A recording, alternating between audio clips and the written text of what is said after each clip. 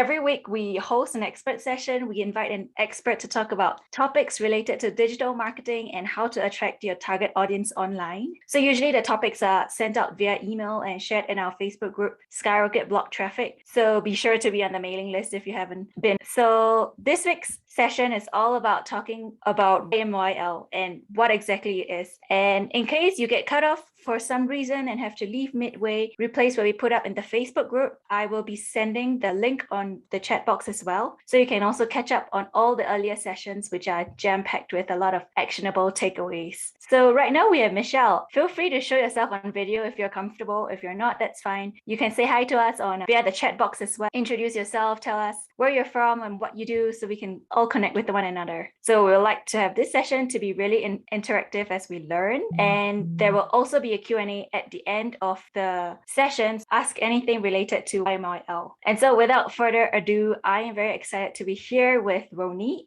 to talk all about YMYL. And she was just talking to us about how she got started with SEO. So I do have some questions, but I'm going to leave it to the end. And I'm just going to let you take over the floor and introduce yourself and share all your insights. You bet. Thank you, Isabel, so much for inviting me to participate in this. I'm really excited. I love talking with bloggers about SEO because, as I was telling you, the way I got into SEO was actually by starting to learn about, so I'm a clinical psychologist by training, and I'll get into more about that later. And when I launched my psychology practice in 2012, I did all of the things that you are supposed to do in order to launch a medical practice or a psychology practice. There are just certain steps, things that you do, and none of them worked, in terms of marketing. And I didn't want to have to close my practice. And as I was learning about blogging, I kept reading about this thing called SEO that bloggers were using in order to drive traffic to their websites. And I thought, I should try this because, what if I got to lose at this point? And not only did it help because I actually filled my practice and then used it to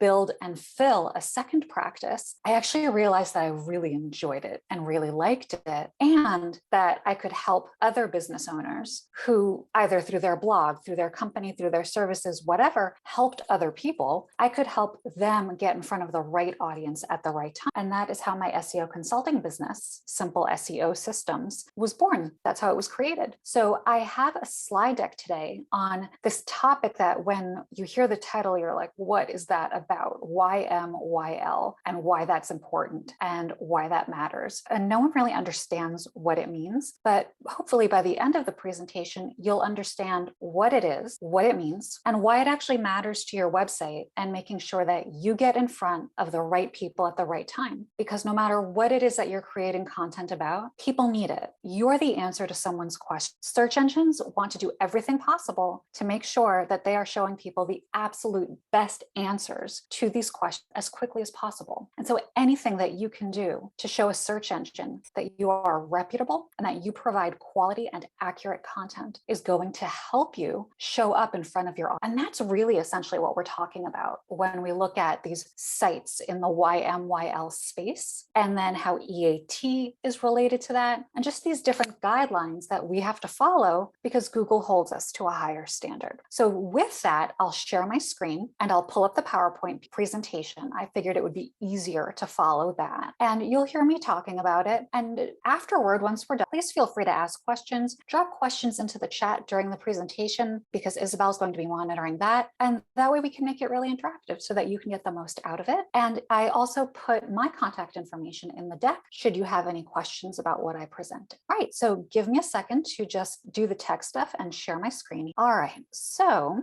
the topic is how to stand out in the YMYL space using good SEO. And as I mentioned before, I'm a clinical psychologist by training. So it's not like I went into this as a web developer or web designer with a really heavy tech background. I went into this as someone who knew nothing about SEO. I didn't even know what SEO was. I knew what Google was. It was that thing that I typed questions into and it gave me the answers to stuff. But in learning SEO, discovered that I liked it. And I discovered I actually really like to get kind of nerdy about it, which is how I know about all these guidelines and stuff. Most people aren't particularly interested in this, and I understand why. but I love helping other business owners with what I know, because now more than ever, and if 2020 and 2021 didn't prove this, we have got to make it super easy for the people who need us to connect with us. We have to remove as many obstacles as possible, because no matter what we're providing something that they value. So let's make it easy. So before I dive into the YMYL stuff, I always start by saying, like, we need to just cover SEO and make sure we're all operating with the same basic definition. Because what I've run into is that people actually have different definitions and ideas of what SEO is. So let's make sure we're starting in the same place. So SEO is basically a series of rule processes and steps that help a website rank well in search engine results. Every search engine is going to have its own set of rules and processes. We use Google SEO processes as our North Star, because over 90% of global search is controlled by Google. And so if you build your website and your content to meet Google SEO standards, then you're going to do well on other search engines. The better you follow these criteria, the higher you're going to rank for your topic, for your keywords. And the better you rank, the higher you get to the top of the first page. The higher you get on the first page, first of all, getting to the first page, and then the higher you rank, the more likely you are to get the eyeballs that you want on your website. Something that I run into a lot with my clients is they keep telling me they want to rank on page 1 of Google. And I always say, and they go, well, what do you mean? I want to rank on the first page. And I always tell them there is no universal first page, because I've worked with blog owners and business owners who ranked on the first page of Google, in position 1 even, for a term that was completely wrong,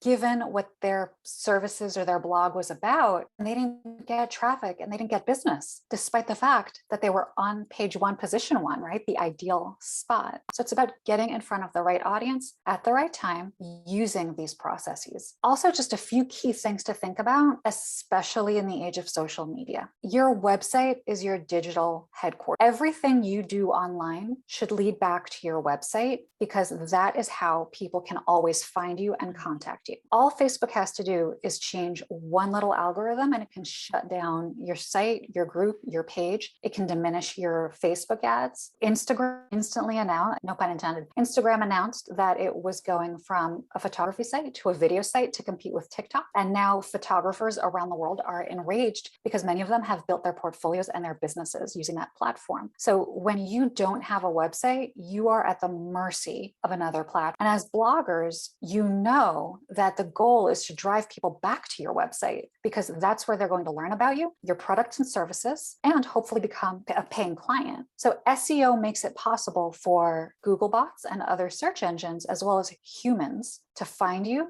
get to know you, and trust you. And that is the basis of any good working relationship, and whether or not someone's going to buy. At the end of the day, people buy from people. And so know, like, and trust is still very real. When we're talking about standards and guidelines, people wonder why. Everyone thinks that SEO is just a bunch of tinkering, and if you use the right keywords and optimize key phrases, it's all going to be fine. But behind all of that are actually standards, and those are really important. The search engines. And the best answer to a question is going to be the site that has the most reputable information and the most accurate information. And the way you know if a site is reputable is if it meets these certain standards. And that's true for all websites, even ones that are in industries that are not so great. They are meeting certain standards or they'd be shut down. YMYL websites, so websites that fall in the YMYL space, have to meet these basic standards plus an additional set of extra standards in order to rank well. When we talk about YMYL, we're talking about sites that fall under this big category called your money or your life. And these are websites that have to do with safety, money, and potential happiness. So here are some examples of each. Within health, you can have anything from healthcare, certain diseases, medication, hospitals, fitness, nutrition. Within safe, it's anything that keeps people safe, as well as emergency preparedness. Within money, you can have topics that range as wide as everything from planning for retirement to how do you set up a 401k, again, planning for retirement. how to live off of a really small budget, how to save money for, let's say, your first home or to put your kid through college. And money also includes a category that's really important, probably to most of you. It's whether you accept credit cards on your website or make it possible for someone to make a purchase or transfer money online. So what that means is you make it possible for someone to buy something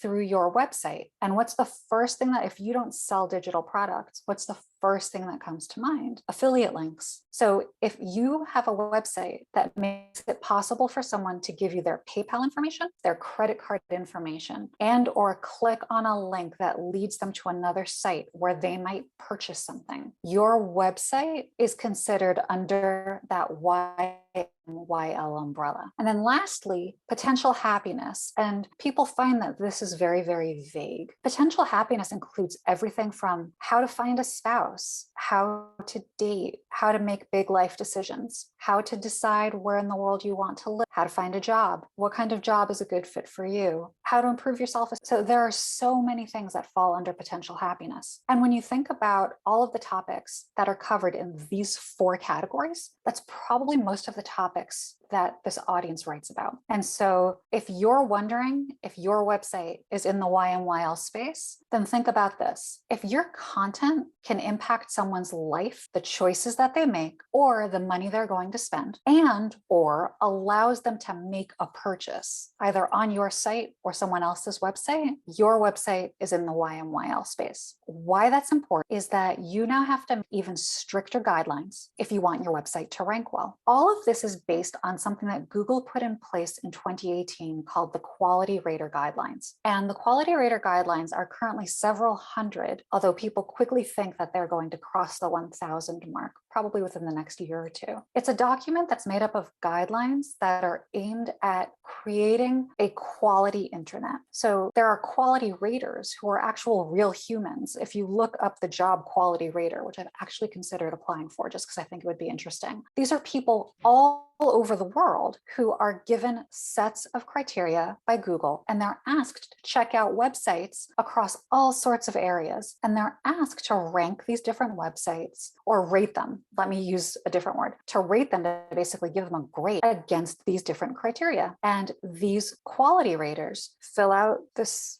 checklist, let's say, and then they give Google feedback about what websites in any particular area, let's say pet care or vegan diets or vacations, mental health, what a bunch of websites in this area are doing well, what they all have in common that they're doing well, what they're not doing well, and what they have in common that they're not doing well. Then how does Google use any information? It's going to translate that information into an algorithm. So Google takes the information that the quality raters provide and eventually work that into algorithms that then impact what is considered a ranking factor. So I hope that makes sense in terms of, a lot of people are like, do I have to learn 1,000 guidelines because there are 1,000 ranking factors? No. But these guidelines help set a standard that's higher for your website than, let's say, if you were just a website that showed cat pictures and a website that shows recipes and has links to Amazon is going to have to meet higher standards under the YMYL umbrella, but not as high standards as, for example, a hospital website that's providing information about its chemotherapy services. So even within YMYL, there's a spectrum of how high are you held to these standards. Ultimately, the goal of the guidelines is, it started in 2016 with Google wanting to do whatever it could to reduce the presence of misinformation on the internet in general, but specifically anything that it could control in terms of the websites that it was showing the people who were looking for information. And I'd like to think this is out of Google's own kindness, but think of it this way. If you go to Google and you're looking for information and Google consistently shows you really poor quality site with wrong information or websites that have malware on them and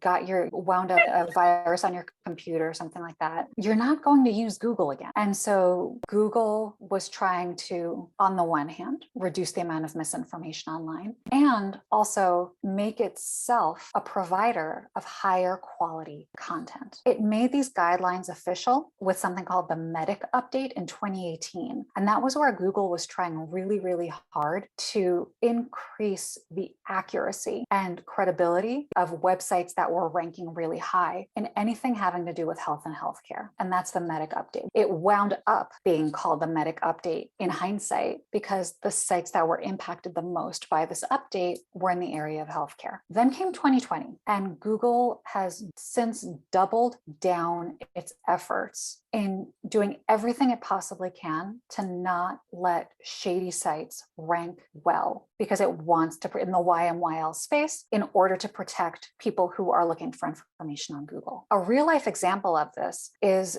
during the major update that went down during the summer of 2021 with Google's two major algorithm shifts, websites in the YMYL space that did not meet these guidelines took a huge hit in their rankings. And we're talking really, really reputable sites that, for example, the Vatican, actually, that was in one report, people were kind of amazed because the Vatican's a pretty credible place in terms of where it is and what it is. But because their website didn't seem to follow guidelines that Google expected, their ranking actually decreased. So this is something that we see quite often. I saw this with my clients, and I know that a lot of other people saw it with their blogs, with people that they know. And this was something that I helped clients prepare for months in advance leading up to this update. And we didn't realize till after the update just how much websites in the YMYL space would be impacted. And this is only expected to continue, and the bar is only expected to get higher.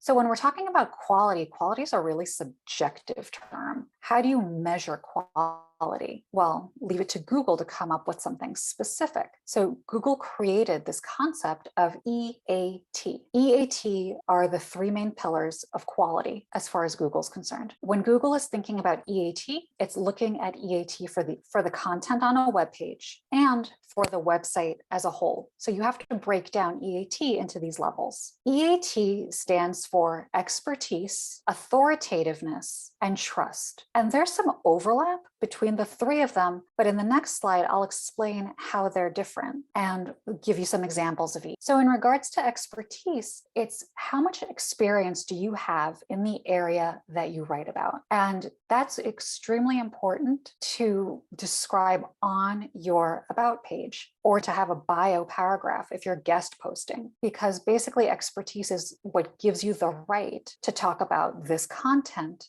to be the one guiding other people. Now, what's interesting about expertise is that it's actually going to differ based on the topic as well as who can answer the question. So for example, if someone is looking for the best place to get treatment for cancer, cancer hospitals around the world are going to rank really high for that. But let's say someone's looking up how to support a spouse who's undergoing chemotherapy treatment. Blog posts written by spouses who've supported someone or a partner who have supported a loved one going through chemotherapy are going to rank higher than the hospital. Or unless the hospital has, and there are actually some medical centers that are doing more of this, unless they actually have patients and loved ones writing blog posts about the experience of going through treatment. Because if I'm looking for information about chemotherapy treatment and how to get it, the hospital is the best one to give it to me. But if I'm looking for information about how to support a loved one and what it's like to be the loved one of someone undergoing chemotherapy, then someone who's been through it before is actually the expert I want to hear from. The next part of the equation is authority. What proof do you have that you are an expert at what you do?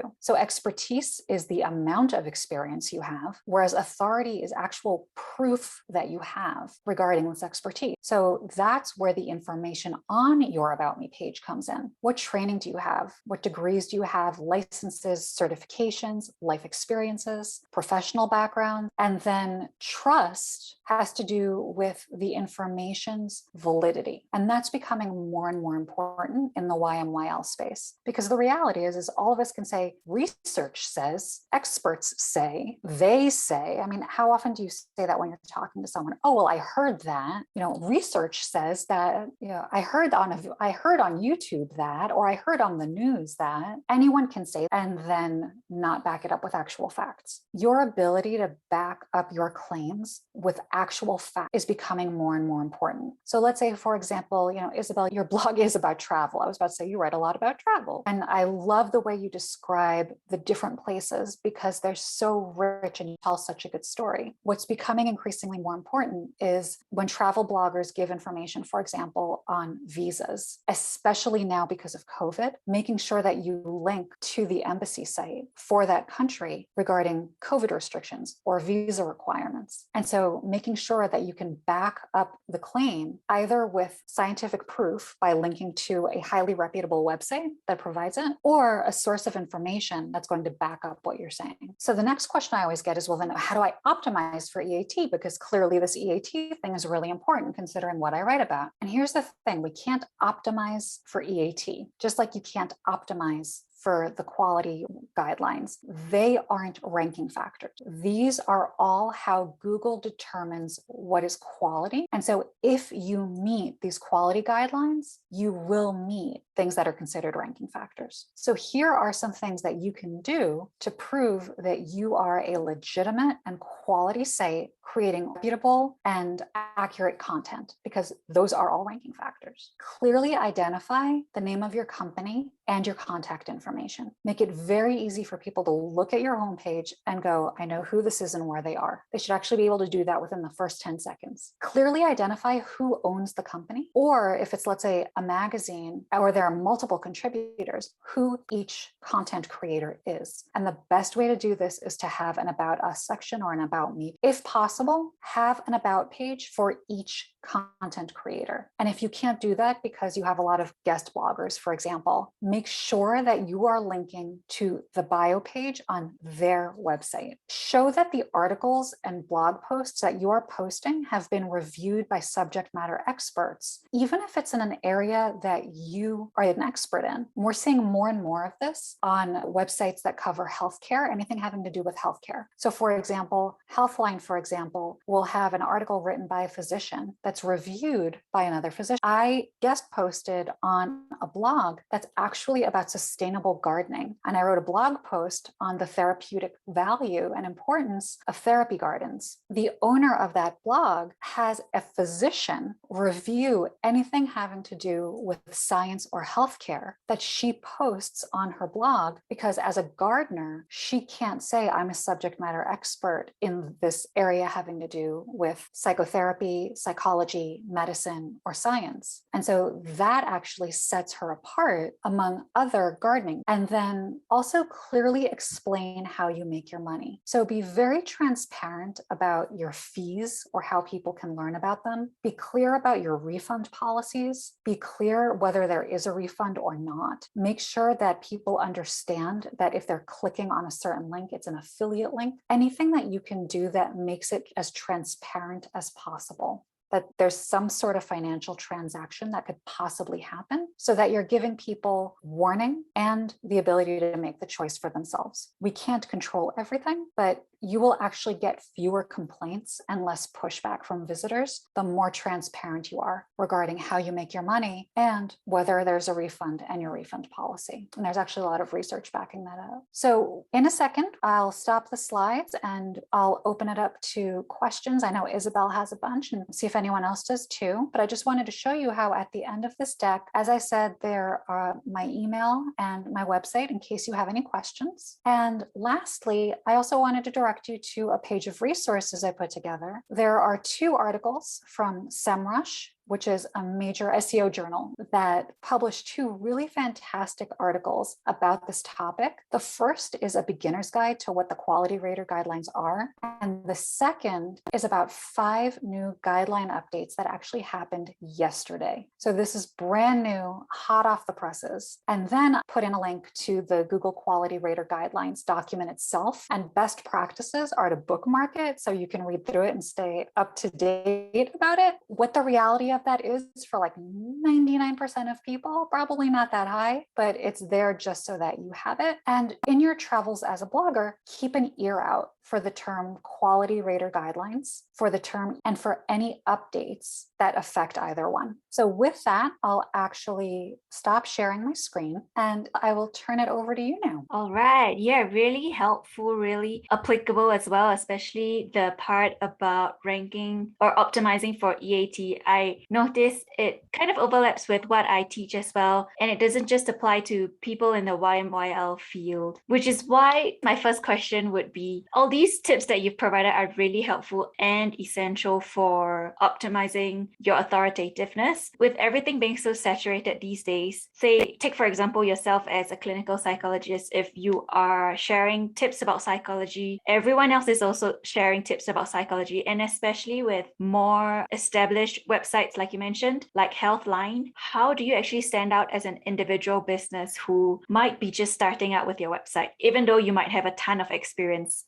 offline? Absolutely. So the way you do that, there are a couple of very key ways. First is don't compete for the broad terms. It does not make sense for me. As much as my website's been up for 8 years. It's been on the first page of Google for probably about 6 or 7 years at this point for my specialty in my geographic area. I'm not going to write a blog post on what is depression because I'll be competing with major hospitals and universities around the world. They're going to win every time. So instead, I'm actually going to niche, and I specialize in my therapy practice in working with people who are high achievers. So I will write a post on what is depression and how to treat depression or overcome depression in high achievers. And now I've just narrowed the pool of posts that I have to compete against, where my expertise actually stands a chance of boosting me higher. Because next, Google will look at, okay, well, if you wrote a post about depression in high achievers and another psychologist did too,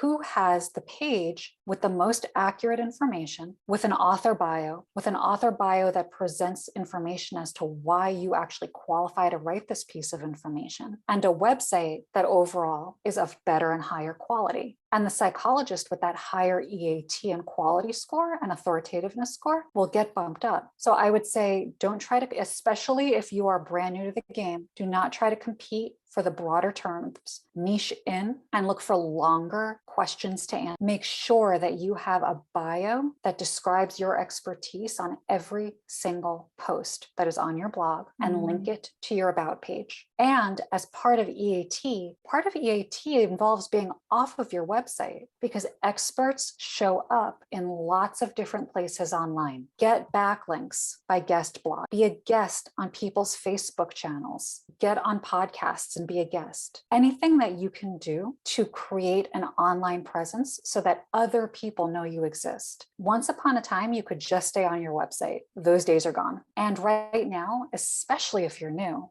doing things to send other people back to your website from other places on the internet is just as important, if not more important, than what you do on your website. Cool. Yeah, very, very useful tips. And writing on that topic, I was wondering, say you were comparing your subject matter expert, your website to somebody else's, like your competitor who's similar. How much, like you mentioned, you were writing about depression, right? For high achievers. Say if most of the other factors that you mentioned, having a bio page and having like a good online presence in an ideal situation, if you both were similar in terms of competitiveness and you wanted to rank for this super specific subject matter, how much would you have to write about this particular subject to make yourself stand out and showcase your expertise in this particular subject matter? That's a great question because it makes everything fair, right? let's say you were competing against your competitor and you are equal in all other things. How does Google choose who to rank one and who to rank? Generally, Google tends to favor longer content. And so at least 1,000 words, at least. There are blog posts that are thousands upon thousands of words. But here's the thing, the length of content will not matter as much as the accuracy and how up to date it is. An accurate post that was written in 2021 and is only 1,000 words will likely do better than a post written in 2005 that hasn't been updated since and is 4,000 words long, because Google wants to show accurate, up-to-date information. And the way you do that is by linking to sources that have up-to-date information on them, but also you can see the date that you published. And so making sure to update your content. Something all of us can do on a regular basis is update your content once a year. Include anything new, anything relevant. Make sure that your links aren't broken. So I can't tell you the number of times where I've had a blog post up for years and used a link to a specific piece of really reputable content. And then for whatever reason, that platform decided to take the article down. And so now I've got a broken link. And so it keeps your content looking fresh. And that's true both to your readers and to the Google bots. So update your content. Yeah, really gold. I just actually launched a 5-day old post re-optimization challenge to some of my subscribers because it's the year end. Yeah, it's the year end. It's kind of like spring cleaning time, and Q4, this last quarter is always important in terms of like advertising dollars coming in as well. So yeah, really useful. Which leads me to my next quick question. What keyword tool do you use to research long tail keywords? And also, do you have a particular tool that you use to monitor broken links? So I have tools for all of those, and I'm a big fan of, I stick to just the few tools that I know I like to use, and everyone is going to have different preferences. I think the biggest piece of advice I would say is stick to the tools that you use and use them consistently, because there is no tool that's 100% accurate. Of course, there are tools that are more reputable, they have more money behind them, so their data tends to be more accurate. I like to use Ahrefs very much. Of the big SEO engines, I'm a really big fan of Ahrefs. When I'm looking for broken links, I check Ahrefs, and I also use Screaming. Screaming Frog is an app you can install for free on your laptop, and they'll try to upsell you, but most of us don't need that version. We're not running sites that are that big. So I will check in both sources. And then in terms of keyword research, I would say it's a combination of Ahrefs, Key Search. That's another tool I feel like they're super user-friendly, even for beginners. And then believe it or not, just the Google search bar and the SERPs. There isn't a single keyword I research I'll run something through Ahrefs and I'll get all the data in the world, and I'm going to take all of it and I'm going to run it through the SERPs, and I'm going to see what it actually looks, what pages are ranking on the first page, what are they featuring, what do the titles actually look like. That's also the best way to figure out what user intent is, right? What are people actually, because people will tell me I'd like to rank for this term. Okay, well, it turns out that people aren't using that term in order to look for your services. When you type in that term, you actually get something else. So I would say choose your, and always take the keyword and use Google. Google will give you the answer. Yeah, very straightforward. And on the topic of YMYL, you're a clinical psychologist, and what if somebody who not education certified like yourself, but still has a lot of knowledge about a particular YMYL topic, and they want to set up a website and want to be a coach for that topic? How do you think, is that possible for them to rank on Google still, even though they're not education certified? So I'll give you an example like from my real life. On the one hand, I'm a clinical psychologist. On the other hand, I'm an SEO consultant. I have no degrees in tech. I have no certifications in tech. I have life and business experience, but it's not like I worked for a tech company, worked for an SEO company, worked for a web development company. I don't have any of that stuff. And yet I write about SEO. I guest blog about SEO. I'm going to launch a podcast about SEO. I kind of like SEO. So it's definitely possible. And actually, a lot of people who have a ton of education in a topic will sometimes take that for granted and not do the SEO work that's required to prove that they're experts, because they think if they just say author, Dr. Joe Smith, that means they're an expert. No. So what really matters is writing more, increasing the density of what you know, rather than just showing off your certifications. Not only increasing the density of what you know, it's a combination. It's tell people why you're experienced. If you go to my website, Simple SEO Systems, in my about page, I describe what gives me the right to create content about SEO. Do the same thing on your about page. Let's say you want to be a coach and you have a lot, you are going to help parents sleep train their kids. And you are a miracle worker at figuring out how to get babies to sleep through the night, in which you should get $1 million from every client. My child didn't sleep through the night till she was 6. And so, wow, tell me about it. And let's say you have a ton of experience because you have kids, you figured this out with your kids, you helped your neighbor's kids, your family's kids, everybody's kids. Write this down on your about page. You have very practical, real life experience on what it takes to put a baby down to bed so that they can fall asleep. And then the more you can back it up with positive reviews and testimonials, the better. Mm-hmm. There are fields where, like healthcare, for example, is a big one, where getting testimonials is it's very dicey because of confidentiality. In most other areas, you don't have to deal with confidentiality laws when it comes to reviews and testimonials. And so those are super helpful too. Mm-hmm. Absolutely. So it's about really explaining to people and the internet why you're an expert at this. One last question before I let you go. So you mentioned having to really promote yourself as an expert, both online and offline, via a variety of ways. For example, guest posting, podcasting, of course, sharing on social media. Do you have anything else to add with regards to how to promote yourself and what you do? Absolutely. There are a lot of people who hate social media and don't want to go anywhere near it. There are people who can't stand the sound of their own voice or don't ever want to be on video. And or they hate blogging. They don't want to write. They want to have guest bloggers on their site. There's still a ton you can do. Mm-hmm. You can self-publish books on Amazon. Actually, having a link from Amazon back to your site they're a very high domain authority site. And so the fact that you've self-published a book, hopefully it's good quality, that's going to look good. And of course that it's relevant to what the site is about, because if you wrote a book on a vegan diet and have a financial wellness page, those two don't make sense. So making sure that the content that you link matches, as opposed to just linking it because you created it. You can teach. Never underestimate how much people need the information you have and take for granted. Run workshops. You can run them yourself, or you can run them through organizations, and they will publicize you, and they will include a link to your website, or they will mention your name on their website, and Google will pick it up, because Google now picks up not just backlinks, it picks up just even the mention of your name or company. Be on a board. If there's an organization that matters a lot to you, be on the board, and they will list your name on the website with board members on it. Google will pick that up. So get involved in some way that lets the world know that your business exists. At the end of the day, if people don't know that your business exists, you're not going to have a business. Mm-hmm. So any of the steps that you're going to take to let people know that your business exists are going to help you with the EAT. Yeah, I love that. I love that you've given us really some real life examples beyond the conventional social media promotions and stuff. Thank you so much for your insights today. My pleasure. Thank you so much for inviting me. It was such a pleasure to be here. Of course. Yeah, keep in touch. And I will also, you're also in the Facebook group, so I'll put the replay up on the Facebook group, and anytime anyone has any questions, I can direct them to you. Sounds good. Thanks so much. Really great meeting you in person. Take care. Bye. Bye.